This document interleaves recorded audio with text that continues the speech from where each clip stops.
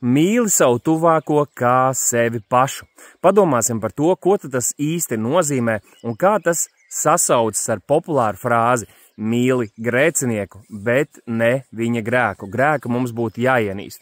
Apostols Pāvils vēstulē romiešiem mums norāda un atgādina, ka visu baušļu piepildījums, jeb mēs dzīvosim saskaņā ar Dievu gribu tad, ja mēs darīsim lietu, kas vienam cilvēkam nav iespējama, jo mēs esam pēc dabas, mēs esam sautīgi, egoistiski, lepni un tam līdzīgi. Bet ja mēs mīlēsim savu tuvāko, ja tos cilvēkus, kas ir mums līdzās, kas ir mums apkārt, kā sevi pašu, tad mēs būsim piepildījuši Dieva gribu.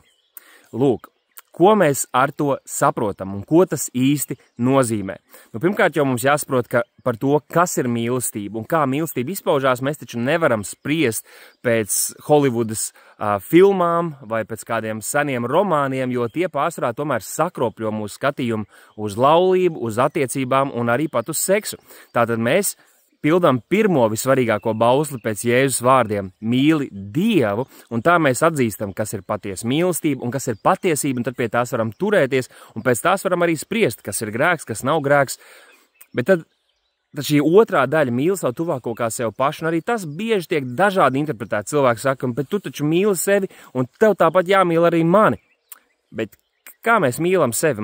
Vai mēs mīlam sevi tamdēļ, ka mēs esam tik brīnišķīgi, tik labi, tamdēļ, ka mums viss tik labi sanāk, un mēs nekad negribam neko mainīt, un mēs visu darām ideāli, un citi visi ir kļūdīgi, ja citi visi saprot nepareizi, bet mēs nekad neesam rīkojušies nepareizi.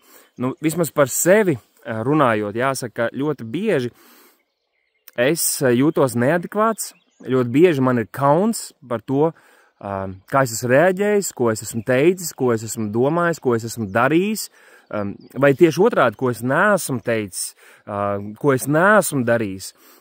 Ļoti bieži ir lietas, kuras es saprotu, ka man ir jāmaina, un tas nav viegli, tas nav viegls process, bet savā ziņā tieši tamdēļ, ka manī ir šī te sevis mīlēšana veselīgā izpratnē. Es redzu, es identificēju tās kļūdas saskaņā ar Dieva vārdu, kas ir labs, kas nav labs, un vismaz es cenšos to darīt, neviens to nedara pilnīgi, un es gribu mainīt tās lietas tamdēļ, ka es mīlu sevi.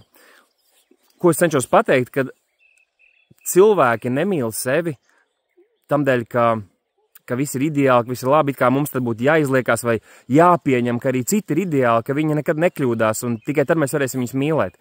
Nē, mēs mīlam sevi par spīti tam, ka mēs esam tik nepilnīgi un tik kļūdīgi un tik vāji cilvēki. Mēs mīlam, un patiesībā mēs mīlam sevi vienkārši tāpēc, ka mēs esam. Tāpēc, ka mēs esam. Un tas ir pēc būtības tas, ko Jēzus arī aicina mūs, un ko Dieva vārds aicina mūs mīlēt citus, nevis tāpēc, ka viņi ir ideāli, un tam līdzīgi jūs jau sapratāt, bet tamdēļ, ka viņi ir. Tamdēļ, ka viņi ir radīti pēc Dieva tēla un Dieva līdzības. Un tas mums palīdz mazliet veselīgāk uz šo skatīties.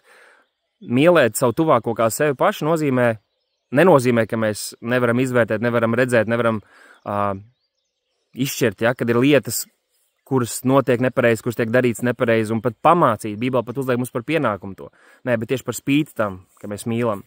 Un tieši mīlestības dēļ mēs kādreiz pastāvēsim. Mīlestības dēļ mēs tieši kādreiz būsim gatavi pazaudēt attiecības, lai palīdzētu, lai svētītu, lai šis cilvēks nepaliktu maldos, lai viņš neaizietu pazušanā. Man liekas, ka tas ir ļoti būtiski. Un tad šeit nāk palīgā šī frāze mīli grēcinieku, bet nemīli viņu grēku.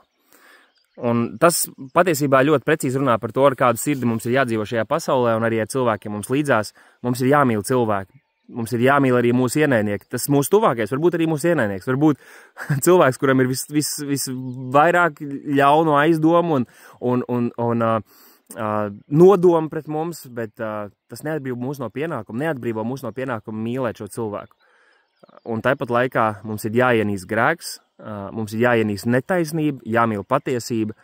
Un lūk, šī ir viens no izaicinājumiem, kas mums kā kristiešiem ir lūgt un paļauties uz Dievu, jo mēs paši to nevaram, ka Dievs mums piepildīs ar šo mīlestību, ka mēs spēsim mīlēt citus cilvēkus arī tad, kad viņi mums nepatīk, tāpat kā mēs mīlam sevi arī tad, kad mēs savu nepatīkam. Un ka reizē mēs neiziesim uz kompromisu, bet mēs būsim gatavi mīlēt šos cilvēkus, bet nemīlēt to grēku, un ka Dievs savā žēlstībā dos mums, ja tas būs nepieciešams, ka mēs arī varam palīdzēt, pamācīt, paskubināt, lai šo cilvēku dzīves arī mainās, un vispirms jau, lai viņi varētu tiešām sastapties un piedzīvot Kristu. Tā kā es ceru, ka šis bija vērtīgi. Ierakstiet kaut ko komentāros, ko jūs par šo tēmu domājat, un tiekamies nākamreiz.